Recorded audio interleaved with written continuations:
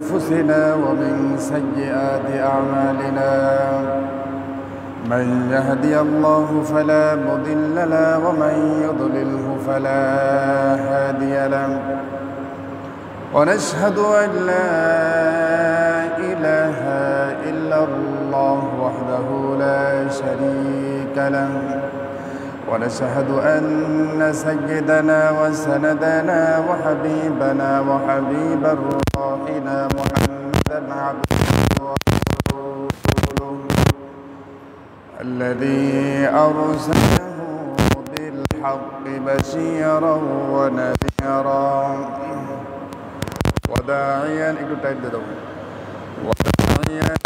الله بإذنه وسراجا منيرا فقد قال الله تعالى في كلامه المجيد والفرقانه الحميد إن الله وملائكته يصلون على النبي يا أيها الذين آمنوا صلوا عليه وسلموا تسليما اللهم صل على سيدنا مولانا محمد وعلى آل سيدنا مولانا محمد اللهم صل على سيدنا مولانا محمد وعلى آل سيدنا مولانا محمد بلغ العلا بكماله كشف الدجى بجماله حسنت جميع خصاله صلوا عليه وعليه खोदना थे जुराह पर गैरों के हादी बन गए नजर थे जिसने मर्दों को मसीहा कर दिया बलागल उला बिकमालिही कशफ दुजा बिजमालिही हसनत जमीअ खसालिही सल्लु अलैहि व आलिहि दुर्फिसाने में तेरी कतारों को दरिया कर दिया दिल का रोशन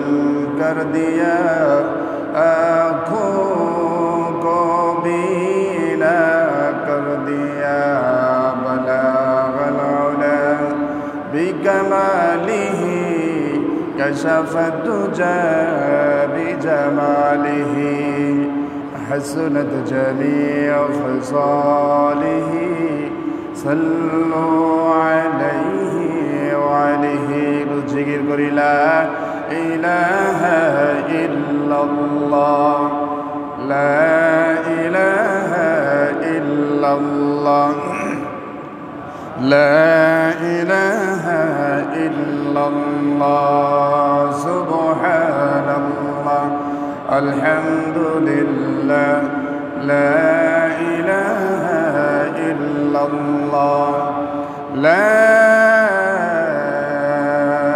इलाहा इल्लल्लाह मुहम्मदुर रसूलुल्लाह सल्लल्लाहु अलैहि वसल्लम আল্লাহ রব্বুল ইজ্জত ওয়াল জালালের দরবারে লাখ শুকর গুজার করছি যে মহান রব্বুল ইজ্জত ওয়াল জালাল আমাদের সকলকে শাওয়াল মাসের প্রথম জুমা ঈদুল ফিতরের পরে শাওয়াল মাসের প্রথম জুমায় যে আল্লাহ তাআলা আমাদের সকলকে ভালো এবং সুস্থ রেখে ইমামুল কবির জামে মসজিদে সালাতুল জুমা আদায় করার জন্য আসার তৌফিক দান করেছেন, আমাদেরকে ভালো এবং সুস্থ রেখেছেন। এজন্য আল্লাহ রব্বুল আলামিনের দরবারে প্রাণ ঢালা শুকরগুজার করছি। সকলে বলি আলহামদুলিল্লাহ। শতকোটি দরুদ ও সালাম সরকারে দু আলম বিশ্বনবী জনাবে মুহাম্মদুর রাসূলুল্লাহ সাল্লাল্লাহু আলাইহি ওয়াসাল্লামের উপর। সম্মানিত হাজরিন, রমজান মাস অতিবাহিত হয়ে চলে গেল, শাওয়াল মাস শুরু হয়েছে। শাওয়াল মাসে 6টা রোজা রয়েছে। রমজানের অনুকরণে 6টা রোজা রয়েছে। আমরা সকলেই আদায় করার চেষ্টা করব ইনশাআল্লাহ। সম্মানিত হাজরিন, রমজান চলে গেল। রমজান নিয়ে এসেছিল তাকওয়া। এখন আমাদের উদ্দেশ্য হলো তাকওয়ার উপর প্রতিষ্ঠিত থাকা। রমজান এসেছিল বান্দার তাকওয়া অর্জন করিয়ে দেওয়ার জন্য। রমজানে যে তাকওয়া অর্জন হয়েছে, ওই তাকওয়ার উপর সারা বছর প্রতিষ্ঠিত থাকা, এটাই হলো মুমিনের প্রথম কাজ। এটা মুমিনের প্রথম কাজ। আর মুমিনের জীবনের একমাত্র লক্ষ্য উদ্দেশ্যই হলো তাকওয়া অর্জন করা, আল্লাহ রাব্বুল ইজ্জত ওয়াল জালালের সন্তুষ্টি অর্জন করা। কারণ আল্লাহর সন্তুষ্টি যদি আমরা অর্জন করতে না পারি, তাহলে ইহকাল পরকাল দুই কালই বরবাদ হয়ে যাবে। সুতরাং যে তাকওয়া রমজানে অর্জিত হয়েছে, এই তাকওয়ার উপর আপনাকে আমাকে অবিচল প্রতিষ্ঠিত থাকতে হবে। রমজানে যেভাবে নামাজ আদায় করেছিলেন, রমজানে যেভাবে তাহাজ্জুদের নামাজ আদায় করেছেন, রমজানে যেভাবে আল্লাহর হুকুম আহকাম, প্রত্যেকটা হুকুম আহকামের অনুসরণ করেছেন, রাসূলের প্রত্যেকটা সুন্নতের অনুসরণ করেছেন, রমজানের পরে যে 11টা মাস রয়েছে, এই 11টা মাসেও আমরা অনুরূপ আমল করার চেষ্টা করব ইনশাআল্লাহ। সুতরাং আমল করব আর রাসূলের মোহাব্বত অন্তরে থাকতেই হবে। কারণ আল্লাহ রাব্বুল ইজ্জত ওয়াল জালাল রাসূলকে দুনিয়াতে প্রেরণ করেছেন বিশ্ববাসীর জন্য রহমত হিসাবে, বিশ্ববাসীর জন্য সুসংবাদ প্রদানকারী হিসাবে, বিশ্ববাসীর জন্য আল্লাহ তাআলা তার হাবিব প্রেরণ রহমত হিসাবে। জোরে বলি সুবহানাল্লাহ। আল্লাহ তাআলা রব্বুল আলামিন কালামে পাকের ভিতরে সেই কথা তুলে ধরেছেন। আল্লাহ তাআলা রব্বুল আলামিন বলেন, ওয়া মা আরসালনাকা ইল্লা রাহমাতাল লিল আলামিন। আল্লাহ তাআলা বলছেন, হে রাসূল, আমি আপনাকে বিশ্ববাসীর জন্য রহমত হিসাবে প্রেরণ করেছি। সুবহানাল্লাহ। বিশ্ববাসীর জন্য রহমত। আল্লাহর হাবিব সারাটা জীবন স্রষ্টাদের সৃষ্টির প্রতি দয়াশীল ছিলেন, এহসান করেছেন। সারা জীবন ধরে তিনি উম্মতের পিছনেই দৌড়িয়েছেন, উম্মতের জন্যই কেঁদেছেন, উম্মতের পিছনে মেহনত করেছেন। হাসরের কঠিন মুসিবতের দিন, যেদিন কোনো নবী, রাসূল, পিতামাতা, আত্মীয় স্বজন কেউ কারোর কোনো উপকারে আসবে না, শুধুমাত্র আমাদের রাসূল ছাড়া। শুধুমাত্র আমাদের রাসূল একমাত্র নবী, যিনি উম্মতি ইয়া হাবলি বলে কাঁদতে থাকবেন, এবং কেবলমাত্র তিনিই সর্বপ্রথম আল্লাহর কাছে উম্মতের জন্য সুপারিশ করবেন। জোরে বলি সুবহানাল্লাহ। সুতরাং সেই রাসূলের মহাব্বত, সেই রাসূলকে মহাব্বত করেই রমজানে যে তাকওয়া অর্জন করেছেন, বাকি 11টা মাসেও ওই তাকওয়ার উপর অবিচল প্রতিষ্ঠিত থাকতে হবে। ঠিক কিনা? প্রতিষ্ঠিত থাকতে হবে। দেখুন, আল্লাহর হাবিব তিনি বলছেন, আল্লাহ রাসূল সাল্লাল্লাহু আলাইহি ওয়াসাল্লামকে পরিপূর্ণ ভালো না বাসলে পরিপূর্ণ ঈমানদার হওয়াই সম্ভব। আল্লাহ লা ইউমিনু আহাদুকুম হাত্তা আকুনা আহাব্বা ইলাইহি মিন ওয়ালিদিহি ওয়া ওয়ালাদিহি ওয়ান নাসি আজমাইন। আল্লাহর রাসূল তিনি বলছেন, তোমাদের মধ্যে যে ব্যক্তি যতক্ষণ না পর্যন্ত সে আমাকে তার নিজের থেকে, পিতামাতার থেকে, সন্তান সন্ততি, আত্মীয় স্বজন, পরিবার পরিজন থেকে, এমনকি গোটা বিশ্বের সমস্ত মানুষ থেকে আমাকে যতক্ষণ না পর্যন্ত ভালোবাসবে ততক্ষণ পর্যন্ত সে পরিপূর্ণ ঈমানদার হতে পারবে না। সুতরাং রাসূলকে পরিপূর্ণ ভালোবাসতে হবে, নিজের থেকে, নিজের জীবনের থেকে, নিজের পিতামাতা থেকে, স্ত্রী, পরিবার পরিজন, সন্তানাদি, দুনিয়ার সমস্ত মানুষ থেকে, সব থেকে ভালোবাসতে হবে আমার রাসূলকে। যদি ভালোবাসতে পারি তাহলেই পরিপূর্ণ মুমিন হতে পারবো। জোরে বলি সুবহানাল্লাহ। সাহাবায়ে কেরাম রাসূলকে কেমন ভালোবেসেছেন যদি একটা বার খেয়াল করেন। হযরতে হানজালা রাদিয়াল্লাহু তাআলা আনহুর দিকে যদি একটাবার খেয়াল করেন, উহুদের যুদ্ধের ঘটনা, হযরতে হানজালা রাদিয়াল্লাহু তাআলা আনহু খবর পেয়েছেন কাফেরেরা আমার রাসূলকে শহীদ করে ফেলেছে। খবর চতুর্দিকে ছড়িয়ে গেছে, মদিনায় খবর গেছে আল্লাহর রাসূলকে কাফেরেরা করে ফেলেছে, শয়তান চতুর্দিকে খবর ছড়িয়ে দিয়েছে। এমন সময় হানজালা রাদিয়াল্লাহু তাআলা আনহু তিনি গোসল করতে যাবেন। এমন সময় হানজালা যখন শুনতে পেয়েছেন আল্লাহর রাসূলকে শহীদ করে ফেলা হয়েছে, গোসলের কথা ভুলে গেলেন, স্ত্রী পরিবার পরিজনের কথা ভুলে গেলেন, সকলের কথাই ভুলে গেলেন। গোসল করতে গিয়ে গোসলকেও পরিত্যাগ করে দৌড়ে বাড়িতে এসে তলোয়ারটা নিয়ে ছুটে চলে গেছেন যুদ্ধের ময়দানে চলে গেছেন।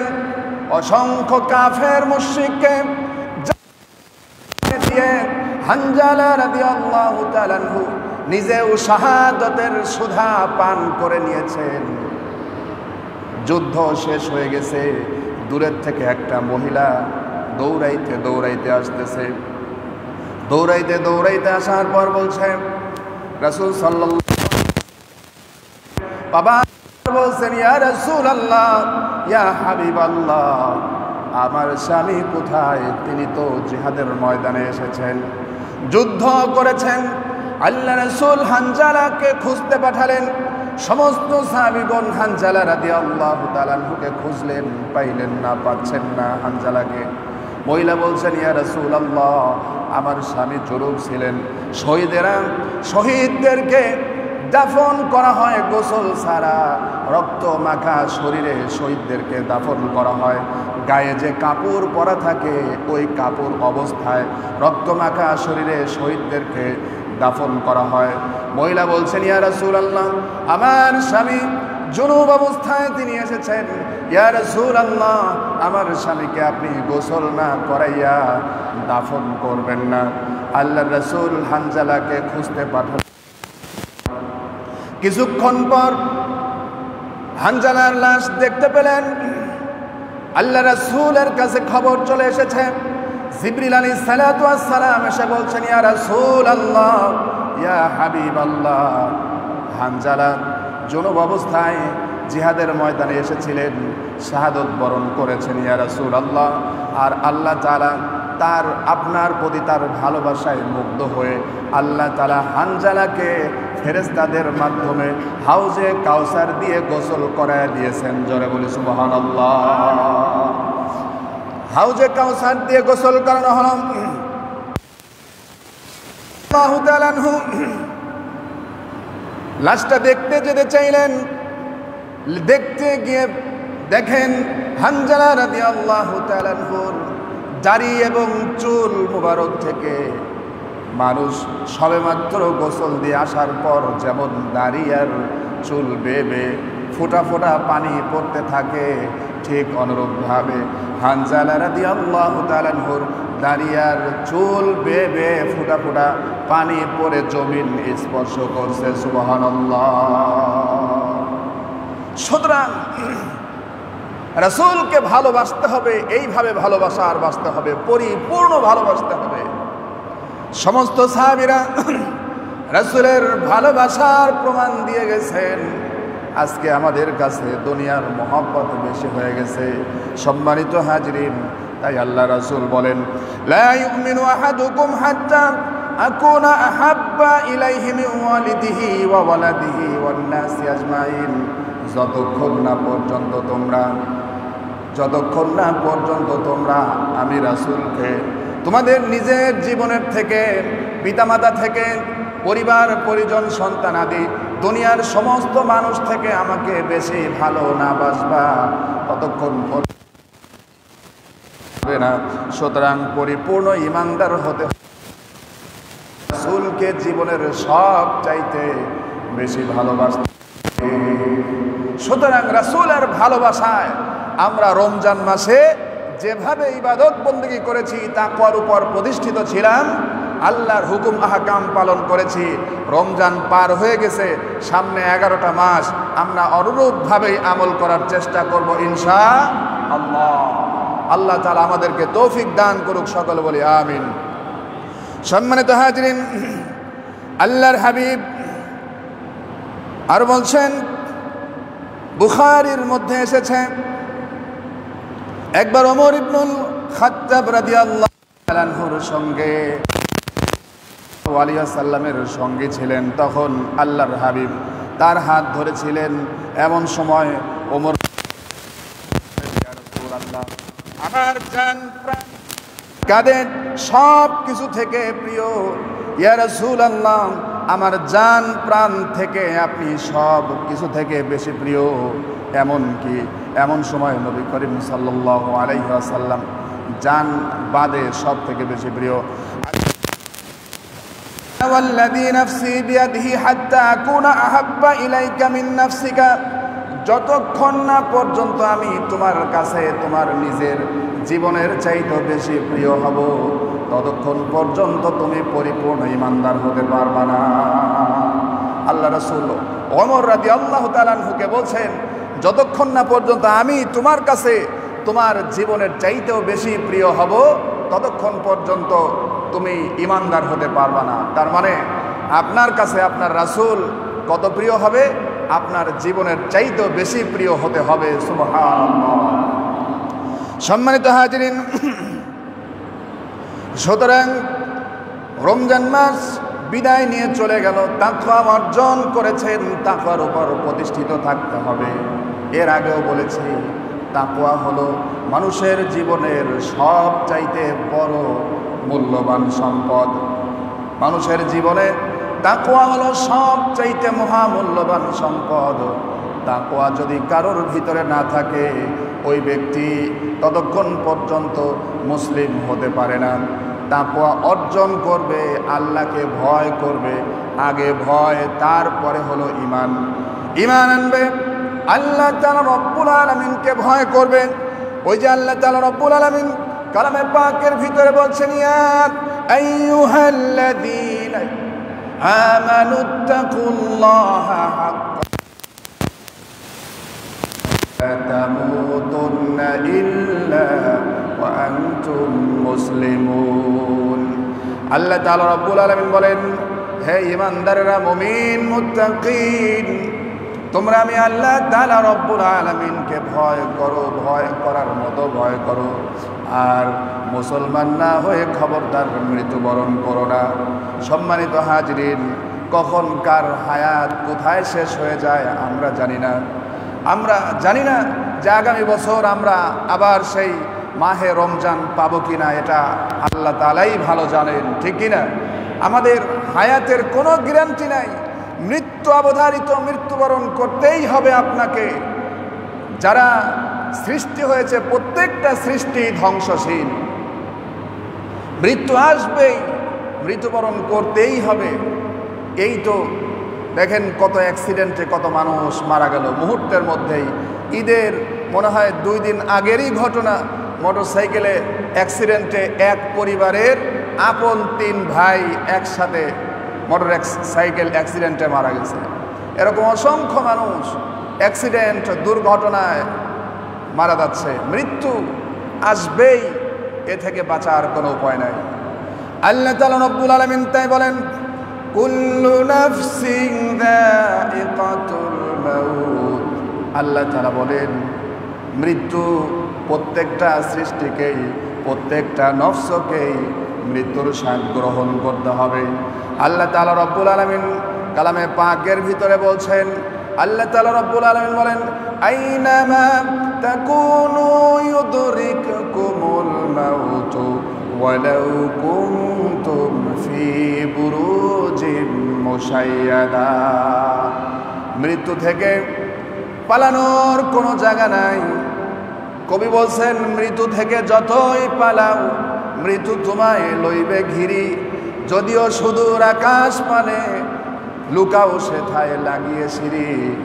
এ মহারোগের চিকিৎসা নেই, নেই সে ওষুধ জগতে। খুঁজিয়া ফিরি কি লাভ হবে, পারিবে না কেউ তারে ফিরাইতে। মৃত্যু আসবেই। আল্লাহ তাআলা বলেন, আইনামা তাকুনু ইউদরিকুকুমুল মাউতু ওয়ালাউ কুনতুম ফি বুরুজিম মুশাইয়াদা। যদিও সুদূর দুর্গের মধ্যেও মৃত্যু থেকে পলায়ন করো, তবু মৃত্যু তোমার সেখানেই পৌঁছে যাবে। সুতরাং মৃত্যু থেকে পালানোর কোনো জায়গা নাই। আল্লাহ তাআলা বলেন, কুল ইন্নাল মাউতাল্লাযী তাফিরুনা মিনহু ফাইন্নাহু মুলাকীকুম সুম্মা তুরাদ্দুনা ইলা আলিমিল গায়বি ওয়াশ শাহাদাতি ফায়ুনাব্বিউকুম বিমা কুনতুম তা'মালুন। আল্লাহ তাআলা রব্বুল আলামিন বলেন, আল্লাহ তাআলা রব্বুল আলামিন বলছেন মৃত্যু থেকে পালানোর কোনো জায়গা নাই। কুল ইন্নাল মাউতাল্লাযী তাফিরুনা মিনহু।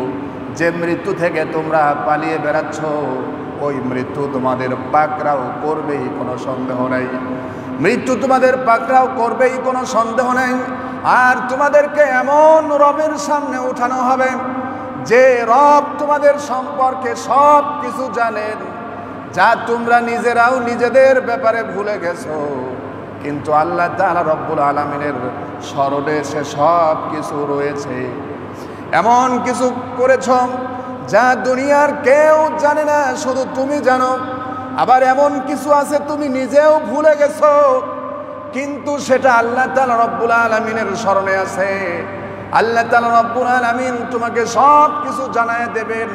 আল্লাহ তাআলা রব্বুল আলামিন তাই বলেন, কুল ইন্নাল মাউতাল্লাযী তাফিরুনা মিনহু ফাইন্নাহু মুলাকীকুম সুম্মা তুরাদ্দুনা ইলা আলিমিল গায়বি ওয়াশ শাহাদাতি ফায়ুনাব্বিউকুম বিমা কুনতুম তা'মালুন। আল্লাহ তাআলা বলছেন, মৃত্যু থেকে যতই পালাও না কেন, এই মৃত্যু তোমাদের সাথে মোলাকাত করবেই। মৃত্যু তোমাদের সাথে মোলাকাত করবেই। আর সেই মহান রব তোমাদেরকে সব কিছু জানিয়ে দেবেন, যে মহান রব তোমাদের সব কিছু জানেন। আল্লাহ বান্দা সম্পর্কে সব জানেন, সেই সব আমলনামা আল্লাহ তাআলা বান্দাকে জানিয়ে দেবেন। একটা ঘটনা বলি সম্মানিত হাজরিন, দুনিয়াটা একেবারে ক্ষণস্থায়ী, মিথ্যা স্বপ্ন ছাড়া আর কিছু হতে পারে না, ঠিক কি না? দুনিয়া ক্ষণস্থায়ী, মিথ্যা স্বপ্ন ছাড়া আর কিছুই না। আল্লাহ তাআলা রব্বুল আলামিন বলেন, ওয়ামাল হায়াতুদ দুনিয়া ইল্লা মাতাউল গুরুর। আল্লাহ তাআলা বলেন দুনিয়াটা একেবারে ধোঁকা ছাড়া আর কিছু নয়। আর আমিও চাই বলি, দুনিয়াটা একেবারে স্বপ্ন ছাড়া আর কিছু হতে পারে না। দুনিয়াটা একটা স্বপ্ন। মুসলমানের হাসি কিতাবের মধ্যে মাওলানা আশরাফ আলী থানভী রহমাতুল্লাহ আলাইহি একটা ঘটনা লিখেছেন এই ব্যাপারে। আমি একটু আপনাদের শোনাই ঘটনাটা। একজন লোক, তার একটা স্বভাব ছিল প্রতিদিন রাত্রে বিছনা ভরে পেশাব করা। আছেন এরকম? বিছনা ভরে পেশাব করা, ছোট হোক বড় হোক, এটা হতেই পারে। তো লোকটা বিবাহ করেছে, বিয়ে শাদী করার পরেও এই বিছনায় পেশাব করার স্বভাব তার যায় না। স্ত্রী বিপদে পড়ে গেছে। স্ত্রী বলতেছে, তুমি প্রতিদিন এই বিছনা ভরে পেশাব করো, আর তোমার এই বড় মানুষের পেশাব এই ধুইতে ধুইতে খাসতে খাসতে আমার জীবন শেষ। তো স্ত্রী জিজ্ঞেস করে যে, তুমি রাতের বেলায় বিছনা ভরে পেশাব করো কেন? পেশাব করো কেন, কি সমস্যা? তখন স্বামী বেচারা তার ঘটনা বলতেছে যে, শোনো, আমি যখন রাত্রে ঘুমায় যাই, ঘুমাইতে যাবার পর শয়তান আমার কাছে চলে আসে। আসার পর আমাকে বলে যে, ওঠ চল বেড়াইতে যাই। তো আমি কই, ঠিক আছে, শয়তানও তো বেড়াইতে যাইতে বল, ঠিক আছে উঠি আমি তার সাথে বেড়াইতে যাওয়ার জন্য। ও আমাকে উড়ায়ে উড়ায়ে বিভিন্ন জায়গাগুলো দেখাবে। তো বেড়াইতে যাইতে আমিও প্রস্তুত হয়ে উঠি। তো উঠার পর শয়তান আমারে ধাক্কা দিয়ে কয়, এই বেড়াইতে যাবি, আগে পেশাব করে নে। বেড়াইতে যখন যাবি তো আগে পেশাব করে নে, পেশাব না করলে রাস্তায় গিয়ে আবার গাড়ির মধ্যে পেশাব করতে চাইবি, আগে ওঠ পেশাব কর। তো শয়তান যখন আমাকে উঠে পেশাব করতে বলে, আমিও তড়িঘড়ি করে দৌড়ায় পেশাবখানায় গিয়ে আমি পেশাব করে ফেলি। এখন পেশাব করার পর হঠাৎ করে ঘুম ভেঙে যায়, আর আমি তখন চিন্তা করি, হায় হায়, আমি এটা করলাম কি? আমি তো বিছনায় পেশাব করে ফেলছি। এই তো দুরবস্থা। তো এখন স্ত্রী বেচারা বলে যে, আরে তাহলে তো তোমার এই দুরবস্থা, শয়তান তো হয় জিনদের বাদশা। তো স্বামী বলতেছে, হ্যাঁ শয়তান তো জিনের বাদশা, তাহলে কি করা যায়?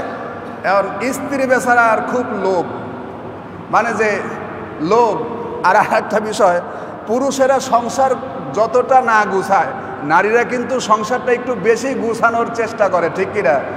ঘরের খাট লাগবে, আলমারি লাগবে, মিশেপ লাগবে, শোকেস লাগবে, তারপরে এটা লাগবে সেটা লাগবে, এই মানে যে এই সেই অনেক কিছু। এগুলো কিন্তু পুরুষের মাথায় খুব একটা থাকে না। পুরুষেরা চিন্তা করে কোনো রকম ডাল ভাত খায় জীবনটা পার করতে পারলেই হয়। হ্যাঁ, কিন্তু নারীরা ঘর গুছাতে খুব পটু। তো ওই নারী আবার একটু লোভী ছিলেন। তো তিনি বলছেন, তো তোমার বন্ধু যেহেতু জিনের বাদশা, তো জিনের বাদশাকে বলো সে যেন আমাদের অনেকগুলো টাকা নিয়ে এসে দেয়। আমরা তো গরিব মানুষ, অনেকগুলো টাকা যেন নিয়ে এসে দেয়। তো ঠিক আছে, পরের দিন রাতের বেলায় স্ত্রীর কথা মতো সে এই কথাই বলছে। যখন জিনের বাদশা শয়তান এসে গেছে, স্ত্রীর কথা মতো স্বপ্নের মধ্যে বলতেছে, ও বন্ধু জিনের বাদশা, আজকে তোমার কথা মতো আর বেড়াইতে যাব না, আগে আমার কথা শুনতে হবে, যেটা আমার স্ত্রী আমাকে বলছে। কি কথা? আগে আমাকে টাকা নিয়ে এসে দিতে হবে, আমরা গরিব, আমাদের সংসার চলে না, তুমি টাকা নিয়ে এসে দিবা, স্বর্ণ গহনা স্বর্ণ মুদ্রা নিয়ে এসে দিবা, যাতে আমরা খুব ভালো মতো চলতে পারি, সংসারটা যেন গুছাইতে পারি। তো শয়তান জিনের বাদশা কয়, এটা তো স্বাভাবিক ব্যাপার, এটা কোনো ব্যাপার হলো? তুমি বন্ধু আরো বেশি কিছু চাইতে পারো, তো চলো তোমাকে সব টাকা পয়সা কিছু নিয়ে এসে দেয়, তোমাকে আমাদের টাকার গোডাউনে নিয়ে যাই। এই বলে নিয়ে গেছে স্বপ্নের মধ্যেই। নিয়ে যাবার পর স্বর্ণ মুদ্রা, হীরা জহরত, এরপরে টাকা পয়সা এক খনির মধ্যে নিয়ে গেছে। নিয়ে যাবার পর এখন ওই আল্লাহর বান্দা ওইগুলো এত মহামূল্যবান সম্পদ দেখেছে পাগল। সে কোনটা নেবে পাগল হয়ে গেছে। সে জিনের বাদশা এখন একটা টাকার বস্তা তার মাথায় উঠায় দিছে। এখন উঠায় দেওয়ার পর টাকার বস্তার ভারীর ছোটে আজকে সে পায়খানা করে দিছে। সকালবেলা ঘুম থেকে ওঠার পর স্ত্রী কইতেছে, সর্বনাশ, এতদিন তুমি বিছনা করে পেশাব করছো, আজকে আবার পায়খানা করে দিলা, এত মহা সমস্যা, তোমার টাকা পয়সা লাগবে না, তুমি এটা কি করলা? কয়, শোনো, আজকের যে ঘটনা ঘটছে, শয়তান ডেকে নিয়ে গিয়েছিল স্বর্ণ মুদ্রার পাহাড়ের কাছে। তো সেখান থেকে আমার মাথায় এই বিশাল এক টাকার বোঝা মাথায় উঠে দিছে, এর ভারের ছোটে সহ্য করতে না পেরে পায়খানা করে দিয়েছে। তো স্ত্রী বলতেছে, থাক, আমার টাকা পয়সা দরকার নাই। আসল কথাটা হলো এখান থেকে যে বুঝার চেষ্টা করেন, স্বপ্ন, দুনিয়াটা স্বপ্নই। আপনি ঘর বাড়ি যা কিছু গোছান না কেন, সম্পদের পাহাড় গুছাতে লোভে পড়ে দুনিয়া যা কিছু গুছাই না কেন, এটা ওই শয়তানের ওই ব্যক্তির পায়খানার সমুদ্র, স্বপ্ন পড়েই থাকবে। এই মুহূর্তে এখানে বসে আছেন, কালকের দিনটা আপনার কাছে স্বপ্নের মতো মনে হচ্ছে। আপনি যা কিছু ফেলে রেখে এসেছেন সব পুরাটাই স্বপ্নের মতো মনে হয়। সুতরাং এই দুনিয়ার প্রতি লোভ করা যাবে না। দুনিয়া থেকে কিছু অর্জন করতে হবে, আল্লাহ তাআলা আপনাকে যেভাবে বলেছেন সেইভাবে। সুতরাং দুনিয়া থেকে আমাদেরকে চলে যেতেই হবে। সুতরাং রাসূলের মহাব্বত, আল্লাহর ভালোবাসা, রাসূলের আনুগত্য, রাসূলের মহাব্বত নিয়ে ইমানের সাথে যেতে পারলে এটা হলো সবচাইতে মহামূল্যবান সম্পদ। ঠিক কিনা? সম্মানিত হাজিরিন, আল্লাহ তাআলা আমাদেরকে তৌফিক দান করুক, সকলে বলি আমিন। আল্লাহ তাআলা রব্বুল আলামিন এখানে বলেন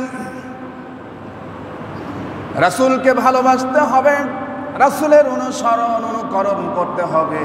আল্লাহ তাআলা রব্বুল আলামিন বলেন কুল ইন কুনতুম তুহিব্বুনাল্লাহা ফাত্তাবিউনি ইউহিব্বুকুমুল্লাহু ওয়া ইয়াগফির লাকুম যুনুবাকুম ওয়াল্লাহু গফুরুর রহিম। আল্লাহ তাআলা রব্বুল আলামিন বলেন কুল ইন কুনতুম তুহিব্বুনাল্লাহ, হে রাসূল আপনি আমার বান্দাদেরকে জানিয়ে দিন, যদি তোমরা আল্লাহকে ভালোবাসতে চাও, কুনতুম তুহিব্বুনাল্লাহ, যদি তোমরা আল্লাহকে ভালোবাসতে চাও, ফাত্তাবিউনি, তাহলে আমি রাসূলের অনুসরণ করো। যদি তোমরা আল্লাহকে ভালোবাসতে চাও তাহলে রাসূলের অনুসরণ করো। তাহলে কি হবে? আল্লাহ বলেন ইউহিব্বুকুমুল্লাহু ওয়া ইয়াগফির লাকুম যুনুবাকুম ওয়াল্লাহু গফুরুর রহিম। আল্লাহ তাআলা বলেন তাহলে তোমরা যদি রাসূলের অনুকরণ করো তাহলে আমি তোমাদেরকে ভালোবাসবো। শুধু ভালোই বাসবো না, ওয়া ইয়াগফির লাকুম, তোমাদেরকে মাগফিরাত দান করব, তোমাদেরকে মাগফিরাত দান করব, যুনুবাকুম, তোমাদের জীবনের সমস্ত গুনাহ খাতাগুলোকে মাফ করে দেব।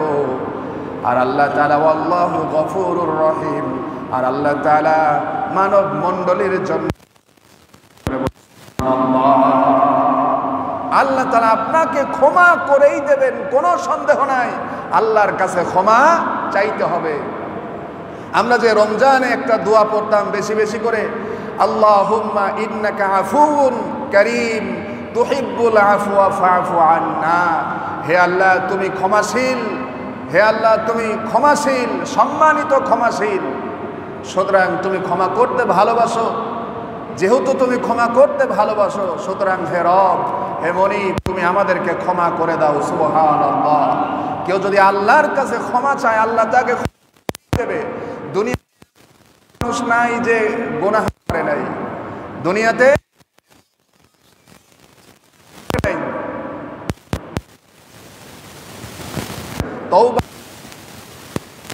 তওবার দরজা খোলা আর আমার মৃত্যু পর্যন্ত। যখন মৃত্যু হয়ে যাবে তখন কিন্তু আর তওবা কবুল হবে না, তওবা করার কোনো সুযোগও থাকবে না। মৃত্যুর আগ পর্যন্ত তওবা করার সুযোগ রয়েছে। সুতরাং ক্ষমা চাইতে হবে, ইস্তেগফার করতে হবে। আল্লাহ তাআলা রব্বুল আলামিন দেখেন সবচাইতে বড় দয়াশীল, সবচাইতে বড় দয়ালু যিনি, তিনি হলেন মহান রব। সেই আল্লাহ তাআলা রব্বুল আলামিন বলছেন, আল্লাহ তাআলা রব্বুল আলামিন বলেন লা তাকনাতু মির রাহমাতিল্লাহি ইন্নাল্লাহা ইয়াগফিরুয যুনুবা জামিআ। আল্লাহ তাআলা রব্বুল আলামিন বলেন কুল ইয়া ইবাদিয়াল্লাযীনা আসরাফু আলা আনফুসিহিম, হে আমার বান্দারা, হে রাসূল আপনি আমার বান্দাদেরকে জানিয়ে দিন, বলে দিন, তোমরা যারা নিজের অন্তরের উপর জুলুম করেছ, নিজেদের উপর জুলুম করেছ, গুনাহ করেছ, পাপের কাজ করেছ, তোমরা যারা গুনাহ করেছ, পাপের কাজ করেছ, নিজের উপর জুলুম করেছ, সুতরাং তোমরা লা তাকনাতু মির রাহমাতিল্লাহ, আল্লাহর রহমত থেকে নৈরাশ হয়ে যেও না। তোমরা কি এমন গুনাহ করেছো, আল্লাহর রহমতের দরিয়া তার চাইতে হাজার হাজার গুণ বড়। জোরে বলি সুবহানাল্লাহ। কি গুনাহ করেছো, তার চাইতে বহু গুণে বড় আল্লাহর রহমতের দরিয়া। সুবহানাল্লাহ। তাই আল্লাহ বলেন, লা তাকনাতু মির রাহমাতিল্লাহ, আমার রহমত থেকে তোমরা নৈরাশ হয়ে যেও না। ইন্নাল্লাহা ইয়াগফিরুয যুনুবা জামিআ, আমি আল্লাহ তাআলা রব্বুল আলামিন তোমাদের জীবনের সমস্ত গুনাহ খাতাগুলোকে মাফ করে দিব। সুবহানাল্লাহ, সুবহানাল্লাহ। আল্লাহ তাআলা অবশ্যই মাফ করে দেবেন। সুবহানাল্লাহ। সুতরাং আল্লাহর কাছে ক্ষমা চাইতে হবে, প্রতিদিন আল্লাহর কাছে ক্ষমা চান। বিশ্বনবী যার জীবনে কোনো গুনাহ ছিলেন না, যার জীবনে কোনো গুনাহ ছিলেন না, সেই রাসূল দয়ার সাগর আল্লাহ তাআলা যাকে রহমাতুল লিল আলামিন বলেছেন, সেই রাসূল আবু হুরায়রা রাদিয়াল্লাহু তাআলা আনহু বলেন, আল্লাহর রাসূল প্রতিদিন 70 থেকে 100 বার পর্যন্ত তওবা করতেন। সুবহানাল্লাহ। আল্লাহ রাসূল প্রতিদিন 70 থেকে 100 বার ইস্তেগফার করতেন। আস্তাগফিরুল্লাহ, আস্তাগফিরুল্লাহ, আস্তাগফিরুল্লাহ, এইভাবে করে নবী করিম সাল্লাল্লাহু আলাইহি ওয়াসাল্লাম ইস্তেগফার করতেন। যদি আপনার থেকে কোনো ভুল হয়ে যায়, কোনো গুনাহ হয়ে যায়, কোনো ত্রুটি হয়ে যায়, গুনাহ তো হয় শয়তানের ওয়াসওয়াসায়। গুনাহ কিসের ওয়াসওয়াসায় হয়? শয়তানের ওয়াসওয়াসায় গুনাহ হয়ে যায়। যদি কোনো গুনাহ হয়ে যায়, সাথে সাথে তওবা, সাথে সাথে ফিরে আসতে হবে, ইস্তেগফার করতে হবে। আল্লাহর হাবিব বলেন, যে বান্দা গুনাহ থেকে ফিরে আসলো, ইস্তেগফার করলো, সাথে সাথে আল্লাহ তাআলা তার গুনাহ খাতা মাফ করে দেয়। সুবহানাল্লাহ, সুবহানাল্লাহ। আপনি যখন একটা নেক কাজের নিয়ত করবেন, সাথে সাথে আপনার আমল নামায় ওই নেক কাজের অর্ধেক সওয়াব দান করা হয়। সুবহানাল্লাহ। যখন নেক কাজের নিয়ত করবেন, সাথে সাথে অর্ধেক সওয়াব লিখে দেওয়া হয়। বিপরীত দিকে দেখেন, কোনো খারাপ কাজের নিয়ত করেছেন, আপনার আমল নামায় কোনো গুনাহ লেখা হবে না। সুবহানাল্লাহ। খারাপ কাজের নিয়ত করেছেন, আপনার আমল নামায় গুনাহ হবে না যতক্ষণ না পর্যন্ত ওই খারাপ কাজ না করবেন। আর নেক কাজের, ভালো কাজের নিয়ত করেছেন, তাতেই অর্ধেক সওয়াব। সুবহানাল্লাহ। আর যখন ওই নেকের কাজটা পূর্ণাঙ্গ করবেন, পূর্ণাঙ্গ করার সাথে সাথে ওই সওয়াবটা 10 গুণে বৃদ্ধি করে আপনার আমল নামায় দেয়া হবে। সুবহানাল্লাহ। অপরদিকে কেউ যদি কোনো গুনাহের কাজ করে ফেলে, তখন সাথে সাথে ফেরেশতা 10টা লিখবে না, একটা গুনাহ লেখার জন্যই ফেরেশতা খাতা হাতে নেয়, কলম হাতে নিয়ে নেয়। একটা গুনাহ লেখার জন্যই আল্লাহ তাআলা রব্বুল আলামিন সাথে সাথে ফেরেশতাকে থামায় দেন, এই ফেরেশতা থামো, আমার বান্দা গুনাহ করেছে, আগেই লিখো না, থেমে যাও, থেমে যাও, একটু আমি অবকাশ দিয়ে দেখতে চাই আমার বান্দা গুনাহ থেকে ফিরে এসে আমার কাছে ক্ষমা চায় কিনা, আমি একটু দেখতে চাই। ফেরেশতা আগেই লিখো না, এই বলে ফেরেশতাকে থামায় দেন। 1 ঘন্টা চলে যায়, 2 ঘন্টা চলে যায়, 3 ঘন্টা চলে যায়, এর ভিতরে 4 ঘন্টা 5 ঘন্টা চলে যাচ্ছে। এর ভিতরে যদি আল্লাহর কোনো বান্দা গুনাহের পর সাথে সাথে যদি ফিরে আসে, ভুল বোঝে, তওবা করে, আল্লাহ তাআলা ফেরেশতাকে বলে দেন, ফেরেশতা আমি আমার বান্দার গুনাহ মাফ করে দিলাম, গুনাহের খাতায় আমার ওই বান্দার গুনাহটা তোমার লেখার কোনো দরকার নাই। সুবহানাল্লাহ। ক্ষমা চাইলে গুনাহ লেখা হবে না, কিন্তু ক্ষমা চাইলেন না, গুনাহ করে বসে আছেন, ক্ষমাও চাইল না, এমনকি গুনার পক্ষে দলিল খুঁজতে থাকে, আছে না? গুনাহ করেছে এবং সেটাকে আবার হালাল করার চিন্তা ভাবনা করে, তওবা করবে না, ফিরে আসবে না, গুনাহ করবে, আবার সেইটাকে হালাল করার জন্য পায়তারা করতে থাকবে। সময় চলে যাবে, 1 ঘন্টা 2 ঘন্টা 6 ঘন্টা যখন পার হয়ে চলে যাবে, আল্লাহ তাআলা রব্বুল আলামিন ওই বান্দার জন্য আফসোস করে ফেরেশতাদেরকে বলতে থাকবেন, আমার ফেরেশতারা আফসোস ওই বান্দা নিজেও আফসোস করবে এমন সময়, যে সময় এই দুনিয়া নামক স্বপ্নটা মৃত্যু এসে ভেঙে দিয়ে যাবে, তখন ওই বান্দাও আফসোস করতে থাকবে।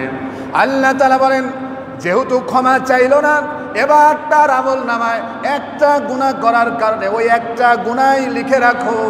ফেরেশতারা একটা গুনাহ করার কারণে একটা গুনাহই লিখে রাখে, আর আপনি যখন নেকের কাজ করবেন একটা নেকি করার কারণে আল্লাহ তাআলা 10টা নেকি আপনার আমল নামায় দিয়ে দেন। সুবহানাল্লাহ। সুতরাং গুনাহ ছেড়ে নেকের কাজ বেশি বেশি করে করার চেষ্টা করতে হবে। সব সময় ভালো কাজের নিয়ত করা, সব সময় ভালো কাজের নিয়ত করতে হবে। আর গুনাহ ছাড়তে পারবেন একটা কাজ যদি আমরা করার চেষ্টা করি। আল্লাহ রাসূল বলেন, তিরমিজি শরীফের হাদিসের মধ্যে এসেছে, গুনাহ থেকে তোমরা বিরত থাকতে পারবা। গুনাহ হয় না, অথচ যেগুলো তোমাদেরকে গুনাহ করতে আহ্বান করে এমন সমস্ত কাজ থেকে যদি তোমরা দূরে থাকতে পারো, তাহলে গুনাহ থেকে দূরে থাকবা, আর তখনই তোমরা মুত্তাকি হয়ে যাবা। সুবহানাল্লাহ। মুত্তাকি কখন হবে? এমন কিছু কাজ আছে যে কাজ করলে গুনাহ হয় না, কিন্তু ওই কাজ গুনাহের কাজের সহায়ক হয়। আছেন এরকম কাজ? ওই যে মাকরু দুই প্রকার, মাকরুহে তাহরিমি, মাকরুহে তানজিহি। তো এই মাকরু কাজ থেকেও দূরে থাকতে হবে। মাকরু কাজ এটা গুনাহ হয় না, তারপরেও এই কাজের মাধ্যমে আস্তে আস্তে মানুষ হারামের নিকটবর্তী হয়ে যায়। সীমানা, অর্থাৎ ভারত বাংলাদেশের মাঝখানে যে বর্ডার আছে, ওরকমভাবে হালাল এবং হারামের মাঝখানে একটা বর্ডার আছে। এখন ওই বর্ডারের কাছে না যাওয়ার চেষ্টা করাটাই হলো মুত্তাকির কাজ। মুত্তাকি কখন হবে? যে আমরা ওই বর্ডারের কাছেও যাব না, তার মানে মাকরুগুলোও পরিত্যাগ করে দিব, মাকরুহের কাছেও যাওয়া যাবে না। এমন কিছু কাজ আছে, এগুলো থেকে বিরত থাকা। আপনারা এগুলো ইচ্ছা করলেই খুঁজে বের করে নিতে পারবেন যে কিছু কাজ আছে গুনাহ হয় না, তারপরে ওই কাজগুলো গুনাহের সহায়ক। যেমন মনে করেন,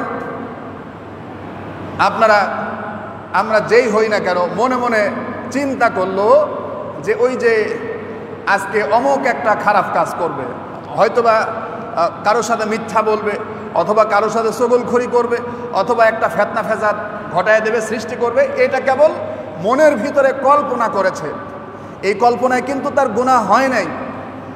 কিন্তু এই কল্পনা থেকে যদি আপনি বিরত থাকতে পারেন, তাহলে আপনি গুনাহ থেকে বিরত থাকা সম্ভব হবে। সুবহানাল্লাহ। এই কল্পনা থেকেও বিরত থাকতে হবে। সুতরাং আল্লাহ রাব্বুল ইজ্জত ওয়াল জালাল আমাদেরকে যেন গুনাহ মুক্ত জীবনযাপন করার তৌফিক দান করেন। সকলে বলি আমিন। আর বিশেষ করে যেহেতু রমজান বিদায় নিয়ে চলে গেল, রমজানে আমরা যেভাবে ইবাদত বন্দেগী করেছি, বাকি 11টা মাস এইভাবেই আমল করার চেষ্টা করব। আর এখন সামনে যে মাসগুলো অতিবাহিত হবে, বিশেষ করে শাওয়াল মাস, তারপরে জিলকদ মাস, এরপরে জিলহজ মাস, এই মাসগুলো হলো হজের মাস। শাওয়াল মাসটা হলো হজের প্রস্তুতির মাস। শাওয়াল মাস কিসের মাস? হজের প্রস্তুতির মাস।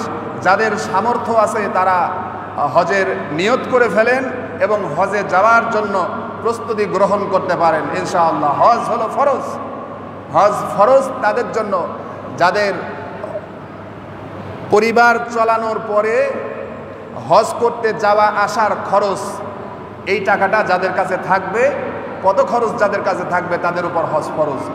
সুতরাং যাদের উপর হজ ফরজ হয়েছে আপনারা চেষ্টা করবেন হজ করার।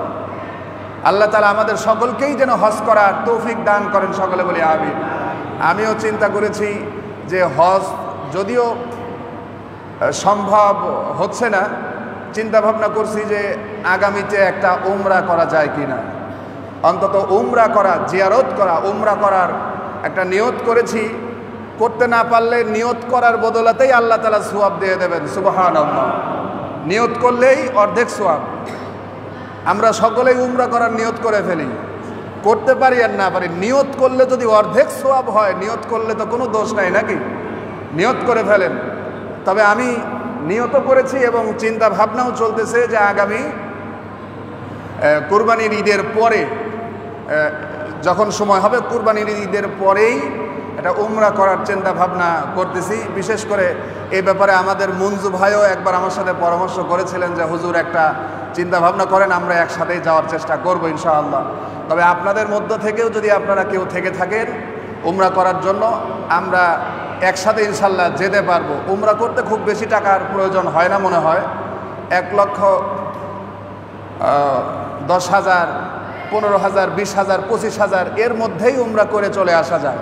তবে আমরা যারা যাবো ইনশাআল্লাহ মানে যে যত কম খরচে ঘুরে আসা যায় এটাই চেষ্টা করব। আমাদের মূল উদ্দেশ্যই থাকবে মসজিদুল হারাম এবং মসজিদে নববী, নবী করিম সাল্লাল্লাহু আলাইহি ওয়াসাল্লামের রওজা মুবারক জিয়ারত করা, ইবাদত বন্দেগী করা। এজন্য আমরা চেষ্টা করব যত কম খরচে ঘুরে আসা যায়। যদি আপনাদের মধ্য থেকেও কেউ থেকে থাকেন ইনশাআল্লাহ, আমাদের মঞ্জু ভাই আছে, আমাদের লতিফ সাহেব আছে, আপনারা আমার সাথেও যোগাযোগ করতে পারেন ইনশাআল্লাহ। আগামী কুরবানির পরে আমরা উমরা যাওয়ার চিন্তা ভাবনা করছি ইনশাআল্লাহ। আমার পাসপোর্ট হয়ে গেছে ইনশাআল্লাহ। আরেকটা সুখবর হলো, আমি আমার আব্বা আম্মা দুইজনকে সাথে নিয়ে যাওয়ার চেষ্টা করতেছি। আল্লাহ তাআলা যেন এটাও কবুল করেন। তাদের বয়স হয়ে গেছে, আল্লাহ তাআলা তাদেরকে যেন সুস্থ রাখেন। আপনাদের কাছে দোয়ার দরখাস্ত, আল্লাহ তাআলা যেন ঘুরে নিয়ে আসা পর্যন্ত তাদেরকে যেন সুস্থ রাখেন। আল্লাহ তাআলা যেন সেই তৌফিক দান করেন। সকলে বলি আমিন। আর আপনারা যদি কেউ থেকে থাকেন সকলেই নিয়ত করে রাখেন আর চিন্তা ভাবনা করেন যদি যাওয়া যায় ইনশাআল্লাহ আমরা একসাথে যাওয়ার চেষ্টা করব। 2, 4 জন, 5 জন, 10 জন যা হয় ইনশাআল্লাহ চেষ্টা করবো ইনশাআল্লাহ। আল্লাহ তাআলা রব্বুল আলামিন আমাদের সকলকেই কবুল করুক। বেশি টাকা লাগবে না, ওই যে 1,10,15,000 এর মধ্যেই চেষ্টা করবো ইনশাআল্লাহ। যাদের পাসপোর্ট আছে তো আলহামদুলিল্লাহ, যদি না থাকে নিয়ত যদি পাকা নিয়ত করেন তাহলে পাসপোর্টের কাজটা এখনই করে ফেলতে পারেন ইনশাআল্লাহ। অফিস করলেই পাসপোর্টের কাজটা করে ফেলতে পারেন। পাসপোর্ট করতে মনে হয় খুব বেশিও লাগে না, 8-10 হাজার টাকার মতো লাগে ইনশাআল্লাহ। আপনারা যোগাযোগ করবেন। আল্লাহ তাআলা যেন আমাদের সকলকেই কাবা ঘরের মুসাফির হওয়ার তৌফিক দান করেন। সকলে বলি আমিন।